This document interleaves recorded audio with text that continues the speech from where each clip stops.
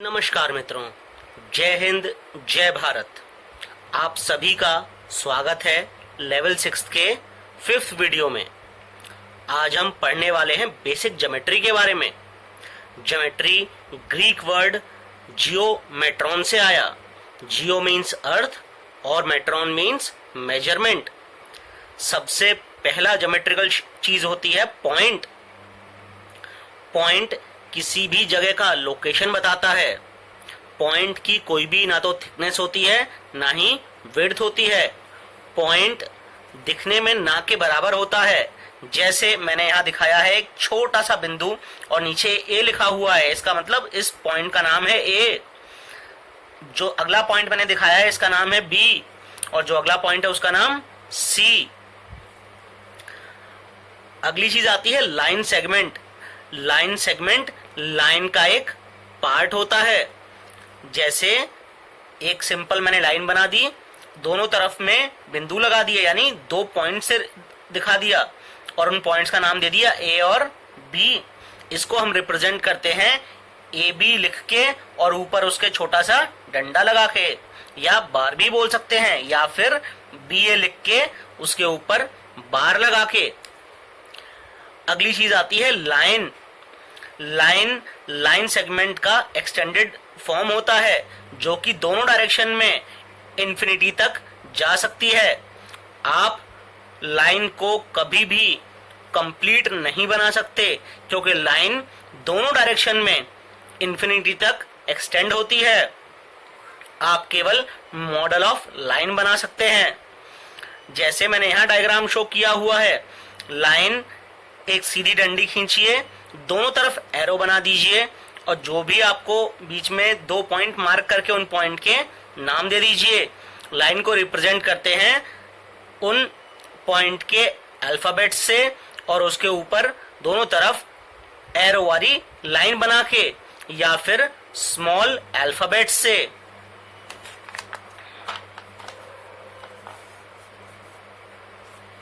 अगला टॉपिक आता है इंटरसेक्टिंग लाइंस।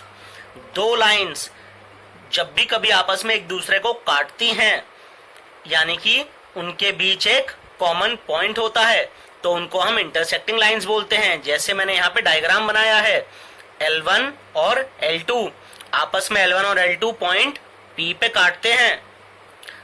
अगला टॉपिक पैरेलल लाइंस। लाइंस जो आपस में कभी भी नहीं मिलती, चाहे आप उन्हें किसी भी डायरेक्शन में कितना भी आगे तक बढ़ा दें, उन लाइंस को हम पैरेलल लाइंस बोलते हैं। जैसे यहाँ पे L1 और L2 मैंने दिखाई है। L1 और L2 के बीच का डिस्टेंस चाहे आप यहां से नापें चाहे यहां से नापें, दोनों जगह से सेम है। इस वजह से ऐसी लाइंस को बोलते हैं पैरेलल लाइंस। अगला टॉपिक है रे। रे लाइन का वो पोर्शन होता है जो कि एक ओर से एंड हो चुका होता है और एक ओर इनडेफिनेटली आगे बढ़ सकता है। रे को दिखाने के लिए आप दो पॉइंट्स का इस्तेमाल करते हैं और उन पॉइंट्स के नाम के ऊपर एक तरफ एरो दिखा के आप रे को रिप्रेजेंट कर सकते हैं। जब भी कभी आप बिना पेंसिल को उठाए डूडलिंग करते हैं तो कर्व्स बन जाते हैं। जो कर्व्स अपने आप को क्रॉस नहीं करते उनको सिंपल कर्व्स कहा जाता है। और अगर कोई कर्व कहीं से खुला हुआ है एक छोर से, उसको ओपन कर्व बोलते हैं, और अगर कर्व टोटली क्लोज्ड है तो उसे क्लोज्ड कर्व कहा जाता है। अगर कोई भी पॉइंट आपके क्लोज्ड कर्व के अंदर है तो उसे हम इंटीरियर ऑफ अ कर्व या फिर इनसाइड ऑफ अ कर्व बोलते हैं। जैसे यहाँ पर पॉइंट ए, अगर कोई भी कर्व की बाउंड्री के ऊपर कोई पॉइंट लाई करता है, जैसे यहाँ पे पॉइंट बी, इसको हम ऑन द कर्व बोलते हैं। और अगर कोई भी point outside of the curve lie करता है, जैसे कि यहाँ पे पॉइंट सी, तो इसको हम एक्सटीरियर ऑफ द कर्व बोलते हैं। इंटीरियर ऑफ द कर्व को उसकी बाउंड्री के साथ में रीजन कहा जाता है।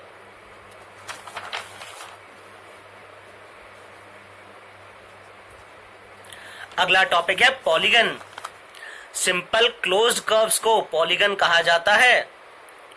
जो भी लाइन सेगमेंट पॉलीगन को बनाते हैं उनको साइड्स कहते हैं। जैसे ये डायग्राम में समझिए, मैंने ये 5 साइड का पॉलीगन बनाया है। इसकी साइड है a b, b c, c d, d e और ई ए। ये क्लोज्ड कर्व है और साइड ए बी है, बी सी है, सी डी है, डी ई है और ई ए है। इनको रिप्रेजेंट करने के लिए जैसा हम लाइन सेगमेंट को रिप्रेजेंट करते थे, सेम उसी टाइप से साइड्स को भी रिप्रेजेंट किया जाता है। जब भी कभी दो साइड्स आपस में मिलती हैं तो वो एक पॉइंट पर मिलती हैं। जैसे ए बी और बी सी साइड आपकी बी पॉइंट पे मिल रही है, इसको हम बोलते हैं वर्टेक्स। सिमिलर वे में बी सी और सी डी वर्टेक्स सी पे मिलते हैं। इनको हम लोग सिंपल नाम से रिप्रेजेंट करते हैं, जैसे ए बी सी डी या ई। अगर कोई भी दो साइड के बीच कॉमन एंड पॉइंट है तो उनको एडजेसेंट साइड्स कहा जाता है। जैसे ई ए और ए बी में कॉमन पॉइंट ए है तो ये दोनों की दोनों साइड्स एडजेसेंट साइड्स हैं। ऐसे ही अगर एक साइड पे दो एंड पॉइंट्स होते हैं उनको एडजेसेंट वर्टिसेस कहा जाता है। जैसे ई और डी एडजेसेंट वर्टिसेस हैं डी ई साइड के लिए। डायगोनल साइड को छोड़कर यानी कि एडजेसेंट वर्टिसेस को जोड़ने वाली लाइन सेगमेंट को छोड़कर अगर कोई भी लाइन सेगमेंट दूसरे साइड वाले वर्टेक्स को जोड़े, उस लाइन सेगमेंट को हम डायगोनल कहते हैं। जैसे यहां पर मैं चाहे तो ए सी एक लाइन सेगमेंट बना सकता हूं जिसको कि डायगोनल कहा जाएगा। सिमिलर वे में ए डी भी एक डायगोनल होगा।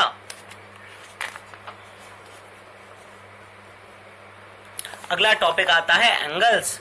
जब भी कभी कॉर्नर्स बनता है या फिर दो लाइन सेगमेंट्स या लाइन आपस में एक पॉइंट पर मिलते हैं तो एंगल बनते हैं। जब कभी दो रेज एक इनिशियल पॉइंट उनका स्टार्टिंग में एक ही हो तो एंगल बन जाता है। जो भी रेज से एंगल बनता है उन रेज को आर्म्स या साइड ऑफ एंगल कहा जाता है। जैसे यहां पर ए बी और बी सी जो कॉमन इनिशियल पॉइंट होता है, जैसे यहाँ पे बी है, इसको वर्टेक्स ऑफ द एंगल कहा जाता है। एंगल बी को जैसे यहाँ पे एंगल ए बी सी बना है, इसको हम लोग एंगल बी को सिंपल एंगल बी से भी दिखा सकते हैं। लेकिन अगर बीच में एक लाइन और होती, जैसे एंगल ए बी सी और एक एंगल और होता जुड़ा हुआ एंगल सी बी ए, तब एंगल बी से नाम दिखा पाना डिफिकल्ट होता। ये समझ नहीं आता कि वो एंगल ए बी सी है या फिर सी बी डी है या फिर ए बी डी है। इस वजह से एंगल को जो भी आपको रिप्रेजेंट करना हो उसको हम 3 अल्फाबेट्स के इस्तेमाल से रिप्रेजेंट करते हैं और हमेशा एंगल का वर्टेक्स मिडल लेटर होता है। इंटीरियर ऑफ द एंगल, जो भी रीजन दो आर्म्स के बीच में होता है उस रीजन को हम इंटीरियर ऑफ द एंगल बोलते हैं। जैसा कि ये रेज इनडेफिनेटली आगे तक बढ़ सकती हैं, ऐसे ही आपका इंटीरियर ऑफ द एंगल भी इंफिनिटी तक बढ़ सकता है।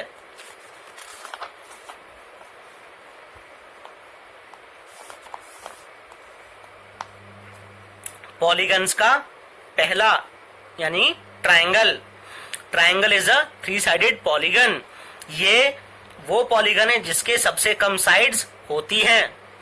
3 लाइन या लाइन सेगमेंट्स आपस में अगर जोड़ दिए जाएं जो आपस में एक दूसरे को काटते हो तो आपका ट्रायंगल बनता है। जैसे मैंने यहाँ पे दिखाया है a B c triangle. Side a b, b c और सी ए, इनको हम साइड्स ऑफ द ट्रायंगल बोलते हैं। जैसा मैंने एंगल में बताया था आपको, यहां पर एंगल क्या क्या बनेंगे। एंगल बनेगा A B C, angle B C A और angle C A B. Point A B C को वर्टिसेस ऑफ द ट्रायंगल भी बोलते हैं। अगर कोई पॉइंट ट्राइंगल के बीचों बीच या अंदर कहीं पर हो तो उसे इंटीरियर ऑफ द ट्राइंगल कहा जाता है, और कोई पॉइंट अगर बाहर हो उसे एक्सटीरियर ऑफ द ट्राइंगल कहा जाता है। अब 3 साइडेड पॉलीगन को तो ट्राइंगल कहते हैं, 4 साइडेड पॉलीगन को क्वाड्रिलेटरल कहा जाता है। क्वाड्रिलेटरल की 4 साइड्स होती हैं और 4 एंगल्स होते हैं, जैसा मैंने डायग्राम में यहां दिखाया है ABCD। ABCD is a quadrilateral. Sides क्या क्या है इसकी? साइड्स हैं AB, BC, CD और DA। Angle A, angle B, angle C, angle D, इसके 4 एंगल्स हैं। साइड AB, BC और BC, CD और CD, DA और DA, AB एडजेसेंट साइड्स हैं, जबकि साइड AB और साइड CD अपोजिट साइड्स हैं। ऐसे ही एंगल A और एंगल C अपोजिट एंगल्स हैं, और एंगल A, एंगल B आपके एडजेसेंट एंगल्स हैं। एंगल B और एंगल C भी एडजेसेंट एंगल हैं। एंगल C और एंगल D भी एडजेसेंट एंगल हैं। अगला टॉपिक है सर्कल्स। सर्कल एक क्लोज कर्व होता है जो कि पॉलीगन नहीं होता।